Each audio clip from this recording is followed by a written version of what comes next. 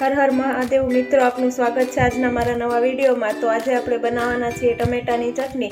તો ટમેટાની ચટણી બનાવવા માટે મેં અહીંયા ટમેટા, લીલા મરચાં, સમારેલી ડુંગળી અને લસણ લીધું છે। તો ટમેટાની ચટણી બનાવવા માટે આપણે ટમેટાના 2 ભાગ કરી દેવાના છે અને તેને બાફી દેવાના છે। તો આપણે ટમેટાને બાફવા માટે આ ગરમ પાણી મૂકી દીધું છે। પાણી ગરમ થઈ જાય પછી આપણે એમાં ટમેટા બાફવા માટે મૂકી દઈશું।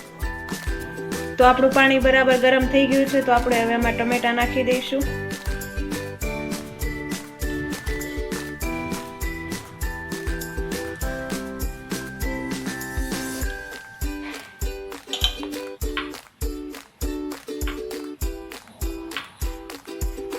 સાથે આપણે એમાં લસણને પણ બાફી દઈશું।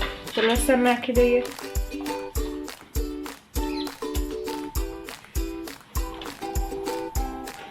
હવે આપણા ટમેટા બરાબર બફાઈ જાય ત્યાં સુધી આપણે એને ઢાંકી દઈએ।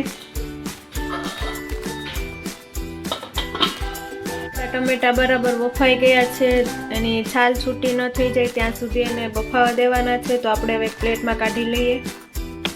તો આપણે ટમેટા કાઢી લીધા છે, હવે આપણે એની છાલ ઉખાડી લઈએ। ટમેટા જે બફાઈ ગયેલા હતા હવે આપણે એને ક્રશ કરી દઈશું આનાથી।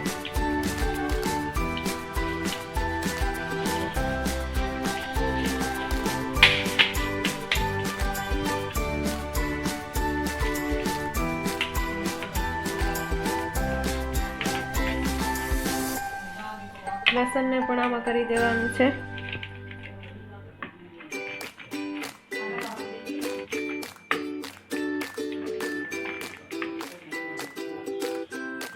હવે આપણે આમાં સ્વાદ અનુસાર મીઠું નાખી દઈએ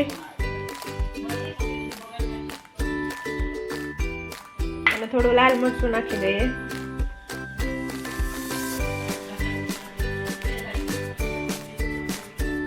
હવે આપણે જે ડુંગળી ને મરચાં સુધાર્યા હતા એ પણ આમાં નાખી દઈશું।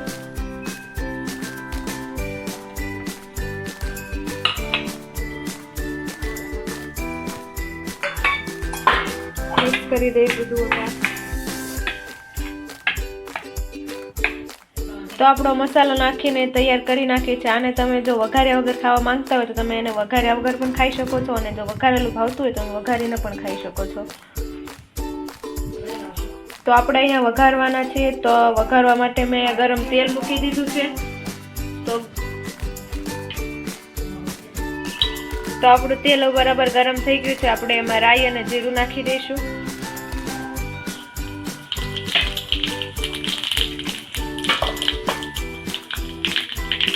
અને આપણે જે મસાલો તૈયાર કર્યો તે બધામાં નાખી દઈશું। હવે આપણે એમાં ધાણા જીરું અને હળદર નાખી દઈશું।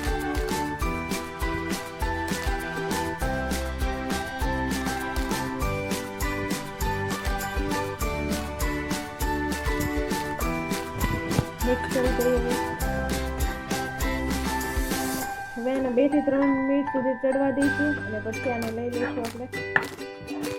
તો તમે જોઈ શકો છો કે આપણી ચટણી તૈયાર થઈ ગઈ છે। તો આ ચટણીને તમે સ્ટોર પણ કરી શકો છો અને લાંબા સમય સુધી ખાઈ પણ શકો છો। તો આ ચટણીને બનાવવા માટે કંઈ ઝાઝી મહેનત પણ નથી લાગતી। તો આ ચટણીને તમે પણ ટ્રાય કરજો અને કમેન્ટમાં જણાવજો કે તમને કેવી લાગી આજની અમારી રેસીપી। તો અમારા વિડીયોને લાઈક કરી દેજો, શેર કરી દેજો અને સબસ્ક્રાઈબ કરવાનું ભૂલતા નહીં। મળીએ એક નવા વિડીયોમાં।